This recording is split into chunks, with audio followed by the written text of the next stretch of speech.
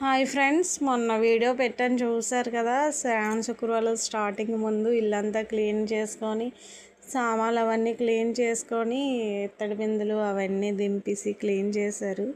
మొత్తం ఇల్లంతా క్లీన్ చేశారు శ్రావణ శుక్రవారం పూజలు అవి చేసుకోవడానికి.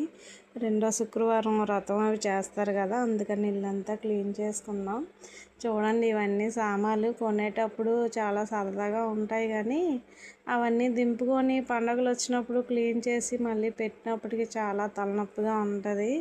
ప్రతిదీ క్లీన్ చేయాలంటే చాలా ఇబ్బందిగా ఉంటుంది కదా, అందుకే ఎక్కువగా సామాన్లు కొనుక్కోకూడదు అనిపిస్తుంది. కానీ మళ్ళీ సామాన్లు చూసినప్పుడు టెంప్ట్ అయిపోయి కొనేస్తాం. మళ్ళీ అవన్నీ క్లీన్ చేశాక చక్కగా పేర్చుకున్నాము.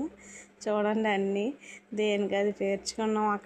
ఎక్కడో అక్కడ దాని మూతలు అవన్నీ ఎత్తుక్కొని పేర్చుకున్నప్పటికీ మళ్ళీ అదొక తలనొప్పి.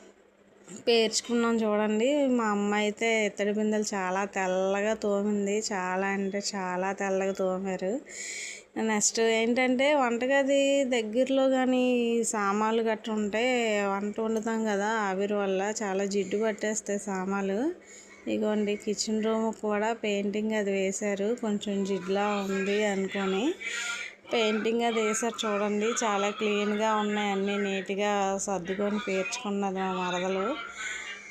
రూమ్ అంతా సీలింగ్ అంతా కొంచెం ఇంట్లోనే ధూపాలు అన్నీ వేస్తారు కదా, కొంచెం ధూళి పడితే మొత్తం క్లీన్ చేశారు. ఫ్లవర్ వాజులతో సహతం మొత్తం క్లీనింగే. మరి ఇంకా 1 వీక్ కూడా అసలు ఖాళీ లేదు. రోజు కొంచెం పనులు